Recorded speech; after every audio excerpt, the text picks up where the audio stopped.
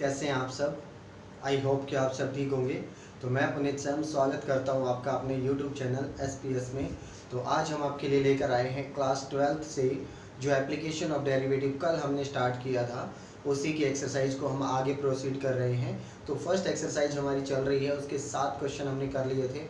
उसी से रिलेटेड जो भी क्वेश्चन आपके थे वो आपके हो गए होंगे ऐसा मैं मानता हूँ। तो उसके आगे जो थोड़ी सी अलग टाइप की क्वेश्चंस है या मैं डिफरेंट टाइप के सारे क्वेश्चन मैं आपको करवाऊंगा।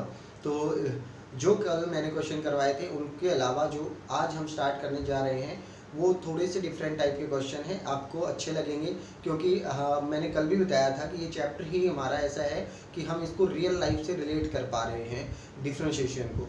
तो चलिए शुरू करते हैं। उससे पहले अगर चैनल पे आप पहली बार आए हैं तो चैनल को सब्सक्राइब करें और नोटिफिकेशन बेल को ऑन करें ताकि आपको वीडियो की नोटिफिकेशन जल्दी से जल्दी मिल पाए साथ साथ, और उस आपकी स्टडी कंटिन्यूसली चले। और अगर वीडियो आपको पसंद आती है तो उसको लाइक तो कर ही दें आप। तो चलिए शुरू करते हैं, आज कुछ नया सीखते हैं। तो देखिए स्टूडेंट, क्वेश्चन 9 अपने पास है। A balloon always remain spherical. Means balloon इसलिए उसने ये कंडीशन देखो बताई है, ऑलवेज रिमेन स्फेरिकल, क्योंकि बैलून किसी भी टाइप का हो सकता है उसमें हवा डालने के बाद, लेकिन उसने अगर स्फेरिकल बताया है तो हमें स्फेयर के रूप में ही उसको मानना पड़ेगा। हैज ए वेरिएबल रेडियस, अब स्फेयर है तो उसकी रेडियस भी होगी। अब देखिए find the rate at which its volume increasing, हमें वो रेट निकालनी है जिस पे वॉल्यूम इंक्रीज होगी। तो आप लेट कीजिए, V मैंने वॉल्यूम माना है, R मैंने रेडियस मानी। तो वॉल्यूम का फॉर्मूला हम जानते हैं क्या होता है। जो स्फेयर होती है हमारी, स्फेयर का वॉल्यूम क्या होगा 4/3 पाई r क्यूब, ये हमने पढ़ा है पहले भी। तो देखिए अगर मुझे चेंज निकालना है, अब इसमें ये तो नहीं बताया कि टाइम के साथ साथ चेंज हो रहा है किसके साथ साथ, सिर्फ उसने ये लिखा है a balloon always remain spherical has a variable radius, means radius भी वेरिएबल है और वॉल्यूम भी, तो ये दोनों ही वेरिएबल हैं। तो वॉल्यूम का डिफरेंशिएशन r के विद रिस्पेक्ट में कर सकते हैं। अगर यहीं से आपको समझ में नहीं आता है तो नीचे भी लिखा हुआ है, ध्यान से देखिए, find the rate at which its volume increasing, हमें चेंज इन वॉल्यूम निकालना है, मींस dv निकालना है। तो किसके with respect, with the radius, means radius के साथ कैसे चेंज होगी ये निकालना है। हमें क्या निकालना है, dv/dr निकालना है। कब, जब रेडियस लास्ट में क्या रहे 10 सेंटीमीटर रहे, वो बाद में रखेंगे, पहले हम dv/dr निकाल लेते हैं। तो differentiate with respect to r क्या रहेगा, 4/3 पाई कांस्टेंट है, इसका अपने पास हो जाएगा 3r² and dr/dr that is 1। तो देखिए 3 से 3 कैंसिल, तो अपने पास dv/dr क्या आता है 4πr²। तो देखिए अगर मुझे किसी पॉइंट पे निकालना है तो उसकी वैल्यू दे रखी है r की 10, means dv/dr at r is equal to 10 is 4π into r means 10² that will be 400 pi. अब देखिए क्या होगा, ये वॉल्यूम है तो centimetre cubic per centimetre, means radius centimetre में है और वॉल्यूम सेंटीमीटर क्यूब में होगी, ऑब्वियस सी बात है। तो हमें यूनिट आपको ऑब्वियसली समझ में आ जाएगी, जो चीज़ यहाँ से निकाल रहे हैं वही यूनिट बन जाएगी। तो चलिए नेक्स्ट के स्टूडेंट, नेक्स्ट क्वेश्चन अपने पास कहता है ladder 5 metre long is leaning against a wall. एक लैडर है जो हम सीढ़ी बोलते हैं जिसको, जो दीवार के पास लगी हुई है इस तरीके से। अब इसकी लेंथ जो है वो 5 मीटर दे रखी है। अब दीवार जो है वो ग्राउंड के साथ 90 डिग्री का एंगल बनाती है, ऑब्वियस सी बात है। तो ये हम मान लेते हैं that is OA and that is B, कुछ भी आप ABC भी लेट कर सकते हैं, ABC लेट कर लीजिए। ABC जो ट्रायंगल है अपने पास, उसमें AC जो हाइपोटेनियस है। अब देखिए ये दोनों चीज़ें अगर मैं इसको इस साइड खिसकाऊं तो ये कम हो जाएगी, अगर मैं इसको इस तरफ खिसकाऊं तो ये बढ़ जाएगी। मीन्स देखिए क्वेश्चन क्या कहता है, the bottom of the ladder is pulled along the ground, means जो बॉटम है उसको पुल्ड किया जा रहा है, मीन्स खींचा जा रहा है। तो ऑब्वियस सी बात है ये पार्ट नीचे आएगा, तो इन दोनों में चेंज हो रहा है। तो ये मैंने मान लिया x आपके पास और ये मैंने मान लिया y, तो दोनों चीज़ें वेरिएबल हैं। अब अगर मैं इसकी इक्वेशन बनाने चलूँ तो ये बनेगा x² + y² is equal to 5² means Pythagoras theorem क्या कहती है, perpendicular square plus base square is equal to hypotenuse square. तो ये मेरे पास बनता है, इसमें दोनों क्या है वेरिएबल। अब देखिए आगे क्या कहता है, away from the wall at the rate of 2 metre per second. Means इसको किस रेट से खींचा जा रहा है, means change in x, x को चेंज किया जा रहा है, change in x with respect to. अब ध्यान से देखिए इसकी यूनिट क्या दे रखी है, 2 metre per second. It means इसकी लेंथ को 2 मीटर पर सेकेंड के अकॉर्डिंग खींचा जा रहा है। सेकेंड मतलब टाइम, तो टाइम के साथ साथ कितना चेंज हो रहा है, 2 मीटर पर सेकेंड हो रहा है। तो देखिए dx/dt हमें गिवन है, दैट इज इक्वेशन फर्स्ट। इसका अगर मैं डिफरेंशिएशन मुझे चेंज निकालना क्या है, देखिए आगे how fast is it's height on the wall decreasing, मतलब कितना तेज इसकी जो हाइट है वो डिक्रीज होगी। ऑब्वियस सी बात है, इसको अगर इधर खींचा जाएगा तो ये कम ही होगी। तो देखिए कितनी चेंज होगी, मुझे निकालना है dy/dt निकालना है। तो देखिए मैं इसका डायरेक्ट डिफरेंशिएशन कर देता हूँ t के विद रिस्पेक्ट में। तो इसका डिफरेंशिएशन देखिए क्या आएगा, 2x dx/dt फिर प्लस 2y dy/dt एंड 25 का क्या रह जाएगा, 0, क्योंकि कांस्टेंट टर्म है। तो देखिए अब अपने पास इसकी वैल्यू मुझे निकालनी है, इसकी दे रखी है 2, तो पूरा इस साइड जाके 0 हो जाएगा, तो 2 कॉमन लेके हम उधर 0 बना देंगे, बाकियों की वैल्यू रख लेते हैं। तो देखिए x के हमारे पास कोई वैल्यू नहीं है अभी, x की वैल्यू हमें बाद में पुट करनी है, पहले हम dy/dt निकाल लेते हैं। इसकी वैल्यू हमें गिवन है, इसकी वैल्यू 2 है, तो मैं 2 रखते ही क्या बन जाएगा, 2x + y dy/dt। तो ये हमारे पास आता है। अब इस 2x को उठा के इधर रखें तो dy/dt अपने पास बनता है -2x, फिर y से मैं इसको डिवाइड कर, ये चेंज आ जाता है अपने पास y के अंदर ये। अब मुझे ये चेंज निकालना कब है, जब हमारे पास क्या 4 मीटर अवे हो, मीन्स ये दूरी जो x की वैल्यू है 4 मीटर हो। तो x की वैल्यू अगर 4 है तो x अकेले x की वैल्यू से तो नहीं निकल पाएगा, ये मुझे y की वैल्यू भी चाहिए। तो x की वैल्यू 4 जब होगी तो y की कितनी होगी, ये हमें कौन बताएगा, यहाँ पे पुट करेंगे तब। तो देखिए x की वैल्यू अगर मैं रखता हूँ 4, देन 4² + y² = 25। तो देखिए 16 इस साइड जाएगा तो y² कितना आया अपने पास 9, y कितना आएगा 3। अब आप कहेंगे ±3, तो डिस्टेंस कभी भी, लेंथ हाइट डिस्टेंस, ये कभी भी नेगेटिव नहीं हो सकती, एरिया वगैरह। तो y की वैल्यू कितनी आ गई 3, तो दोनों वैल्यू इसमें ट्रांसफर करें तो dy/dt अपने पास आता है 2। अब x की वैल्यू 4 एंड y की वैल्यू 3, तो ये कितना बनेगा -8/3 मीटर पर सेकेंड। क्यों, क्योंकि y भी मीटर में और टाइम सेकंड में। तो अब माइनस का आया है, और अब मैंने कल भी आपको बताया था कि जो चीज़ कम हो रही होगी वो हमेशा माइनस में लेनी है। तो अब आप ये थोड़ी कहेंगे कि -8/3 साइड कम होती जाएगी, कम तो क्या हो रहा है 8/3, माइनस किस लिए होता है, सिर्फ डिक्रीजिंग दिखाने के लिए। माइनस किस लिए होता है, डिक्रीजिंग दिखाने के लिए। तो आप इसका आंसर क्या लिखेंगे, the height of the wall is decreasing at the rate of 8/3 metre per second. ये डिक्रीज अगर आपने लिख दिया आगे तो यही पॉजिटिव ही लिख के दिखाना है कि पॉजिटिव में कितना डिक्रीज हो रहा है 8/3। अगर आप -8/3 लिख देते हैं तो ऑब्वियसली वो डिक्रीजिंग उसके अंदर ही शामिल हो गया, तब आपको डिक्रीजिंग कहने की ज़रूरत नहीं है। तो अगर आप डिक्रीजिंग लिखते हैं पहले तो आपको पॉजिटिव दिखाना है, अगर नहीं लिखते हैं तो डायरेक्ट आंसर ये हो जाएगा। तो लैंग्वेज भी जब आप आंसर लिख रहे हैं तो कैसे लिखेंगे ये भी आपका मैटर करता है कि आप पॉजिटिव लिख रहे हैं तो आपको पहले ही डिक्रीजिंग बताना पड़ेगा, क्योंकि आंसर क्या है माइनस में आया है, तो डिक्रीज हो रहा है तभी माइनस में आया है। तो चलिए नेक्स्ट के स्टूडेंट क्या क्वेश्चन है अपने पास। नेक्स्ट कहता है the particle moves along the curve this one. अब इस कर्व का हमें नहीं पता कि ग्राफ में, एक बार मैं आपको क्वेश्चन समझाने के लिए रफली एक कर्व बनाता हूँ। देखिए मान लिया मेरे पास ये कर्व है, अब क्या कहता है find the point on the curve, मतलब चेंज तो हर जगह हो रहा है, चेंज होता क्या है, डिफरेंशिएशन क्या होता है, स्लोप ही होता है, मीन्स टेंजेंट जो इस कर्व के साथ बनता रहे, तो हर पॉइंट पे एक एक टेंजेंट तो बनेगा। अब वो ये कह रहा है कि इस कर्व के ऊपर एक point, find the point on the curve at विच, जिसके ऊपर y कोऑर्डिनेट जो है वो चेंज हो रहा हो 8 गुना as fast as the x coordinate, means y coordinate change हो x कोऑर्डिनेट से 8 गुना ज़्यादा। तो हमें क्या क्या दे रखा है, देखिए y कोऑर्डिनेट जो चेंज होगा, change in y coordinate with respect to time बना लेते हैं हम, टाइम के साथ साथ, is 8 time the x coordinate changing.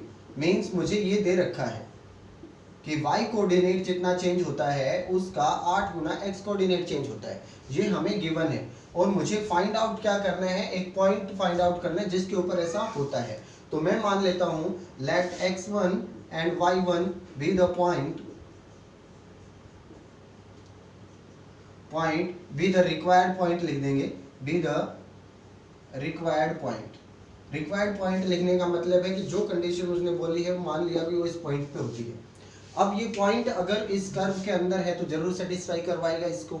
तो पहले तो देखिए ये कर्व हमारे पास जो दी हुई है इसका स्लोप बनेगा क्या, मींस डिफरेंशिएशन क्या बनेगा, तो dy 6 dy by dt ये लिखेंगे क्योंकि y का t के रिस्पेक्ट में 3x square dx by dt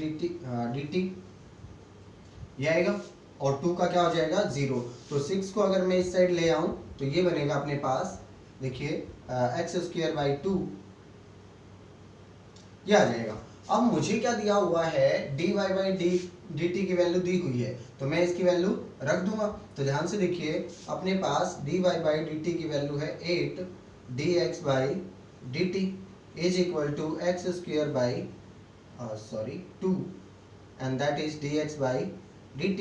तो ध्यान से देखिए dx बाई dt तो कैंसिल हो गया। अब x स्क्वायर मेरे पास क्या आता है, दैट इज 8, x स्क्वायर मेरे पास 8 आ गया। अब अगर मैं ये पॉइंट जो दिया हुआ है ये इसके अंदर पास कराऊं तो ये पॉइंट इसी के अंदर तो है, मींस इस इक्वेशन के अंदर ही तो था। जो डिफरेंशिएशन मैंने मतलब एक्स वाई का निकाला वो इस पॉइंट पे निकाले तो x1 y1 में हो जाएगा ये। तो x1 का स्क्वायर क्या रहेगा अपने पास, ये पॉइंट लेट करने की वैसे जरूरत भी नहीं है, xy में निकाल दीजिए कोई दिक्कत नहीं है। तो x1 का स्क्वायर क्या आ जाएगा 8 टू 16 आएगा, सॉरी तो 16 आ जाएगा ये अपने पास। तो देखिए अब मुझे x1 निकालना है, तो x1 अगर निकालना है तो क्या रहेगा प्लस माइनस 4। अब आप कहेंगे कि अभी तक आप कह रहे थे कि x पॉजिटिव जो भी है लेंथ पॉजिटिव होती है, बिल्कुल लेंथ पॉजिटिव होती है, लेकिन मैं पॉइंट निकाल रहा हूँ यहाँ पे। आपको पता होना चाहिए कि पॉइंट के कोऑर्डिनेट प्लस माइनस के हो सकते हैं, और कोऑर्डिनेट अगर ऐसे लिखे हुए हैं तो x1 की वैल्यू अपने पास आई है -4b और +4b। अब इसके अकॉर्डिंग हमें y का कोऑर्डिनेट चाहिए। y का कोऑर्डिनेट कहाँ से मिलेगा, जैसी इक्वेशन है उसके अंदर ही तो वो पॉइंट है जो मैंने मान लिया यहाँ पे वो पॉइंट है x1 y1। तो कर्व के अंदर ये पॉइंट है तो इस इक्वेशन को जरूर सेटिस्फाई करवाएगा, मतलब 6y1 is equal to x1 cube plus 2 ये होगा। या फिर आप इक्वेशन से ही निकाल सकते हैं। ध्यान से लिखिए x1 की वैल्यू मैं उठा के यहाँ पे रख देता हूँ, तो 6y1 x1 माइनस का रखता हूँ तो माइनस का 64 बनेगा, 4 का क्यूब 64 होता है प्लस 2।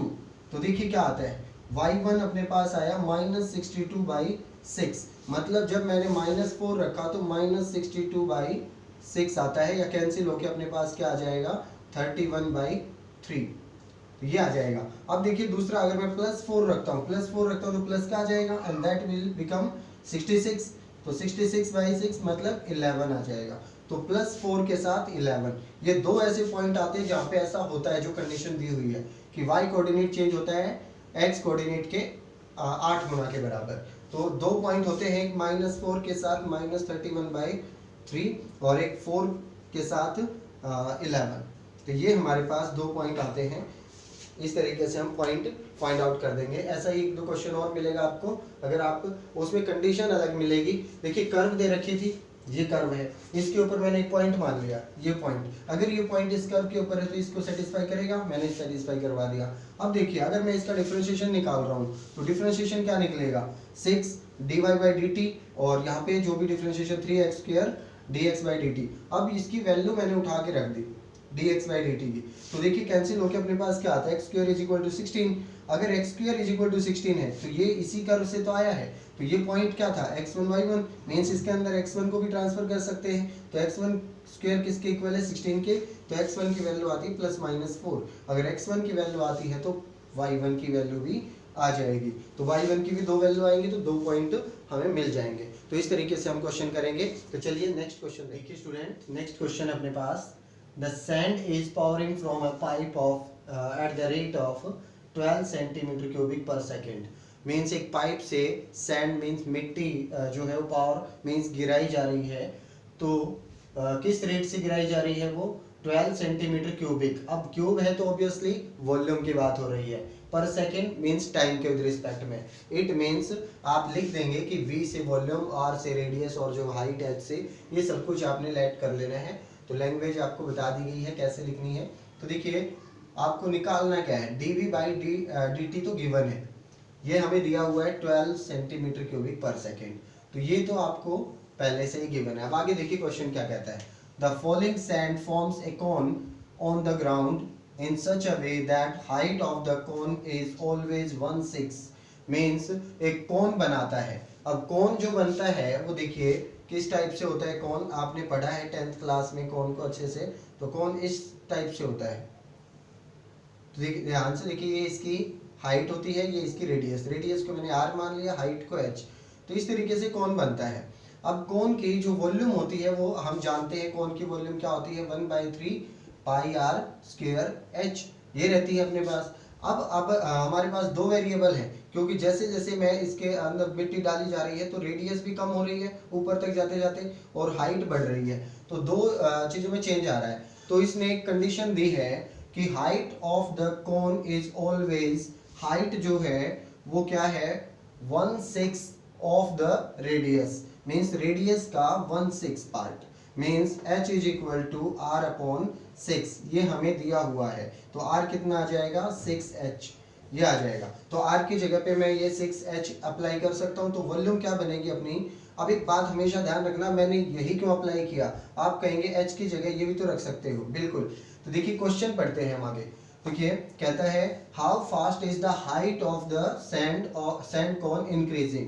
मीन्स मुझे फाइंड आउट क्या करना है, how fast is the height change, means change in height निकालना है विद रिस्पेक्ट टू टाइम। तो अगर मुझे ये निकालना है और ये दिया हुआ है, देखिए ये दिया हुआ है और ये निकालना है, तो इसका मतलब इसका फॉर्मूला मुझे इसमें चाहिए, v का फॉर्मूला मुझे h में चाहिए, तो मुझे r नहीं चाहिए, तो r को मैं रिप्लेस करूंगा। इसीलिए मैंने क्या रखना पड़ेगा, r की वैल्यू रखनी पड़ेगी। अगर ये dr बाई dt पूछता तो मैं h की वैल्यू रख देता इसमें, क्योंकि r में चाहिए था मुझे क्वेश्चन। तो देखिए वॉल्यूम क्या बन जाएगी अब अपने पास, मुझे dh बाई dt चाहिए, तो वॉल्यूम क्या बनेगी 1/3 पाई, r की वैल्यू है 6h then square into h। तो ये क्या बनेगा देखिए वॉल्यूम π/3, और ये बनेगा अपने पास 36 h क्यूब बन जाएगा अपने पास। तो देखिए ये कैंसिल होता है 12 से, तो ये बनता है अपने पास वॉल्यूम 12 पाई h क्यूब।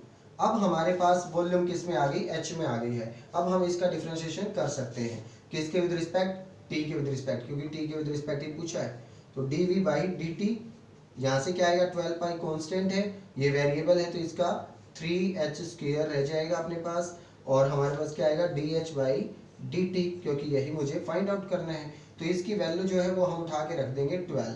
तो देखिए इसकी वैल्यू क्या आएगी हमारे पास 12, 12 से 12 कैंसिल, तो देखिए ये पूरी चीज़ अपने पास उठ के आ जाएगी। तो dh बाई dt अपने पास क्या आता है 1/3 पाई h स्क्वायर, तो ये आता है अपने पास। अब h की वैल्यू देखिए लास्ट में कितनी दे रखी है 4 सेंटीमीटर, तो h की वैल्यू अगर मैं 4 रखूंगा तो 4 स्क्वायर 16, 16 3 जा 48, मीन्स 1/48 पाई, क्या रह जाएगा 1/48 पाई। क्या चेंज हो रहा है, हाइट, हाइट किस में होगी, अगर हमारे पास वॉल्यूम सेंटीमीटर क्यूब में है तो हाइट किस में होगी सेंटीमीटर में, और नीचे क्या है टाइम, दैट इज पर सेकेंड। तो ये हमारे पास चेंज आ जाएगा, इसका आंसर जो होगा हाइट के अंदर। अगर रेडियस में चेंज पूछा होता तो हम इसको रेडियस में बदल के फिर डिफरेंशिएशन करते। तो अकॉर्डिंग टू गिवन सिचुएशन हम क्या कर देंगे, जो हमें फाइंड आउट करना होगा, जो हमें गिवन होगा उसी में एक फंक्शन तैयार कर देंगे। मीन्स वॉल्यूम मुझे गिवन है, हाइट का चेंज मुझे निकालना है, तो वॉल्यूम का फॉर्मूला मुझे हाइट में चाहिए। इट मीन्स अगर रेडियस का चेंज पूछा होता तो वॉल्यूम का फॉर्मूला मुझे रेडियस में चाहिए। तो जो चीज़ वो पूछता है उसी में हम क्वेश्चन को कन्वर्ट करेंगे। तो आज के लिए इतने क्वेश्चन ही करते हैं हम, अगली वीडियो में हम आगे क्वेश्चन करेंगे, वीडियो लंबी हो जाएगी। तो देखिए अगली वीडियो में हम मिलते हैं कुछ और नए क्वेश्चन के साथ। तो आप इन क्वेश्चंस को लेकर के जितने भी सेम क्वेश्चन मिलते हैं उनको फेयर नोटबुक में करेंगे। जो भी प्रॉब्लम आती है, जैसी भी आती है, उसको शेयर जरूर करें।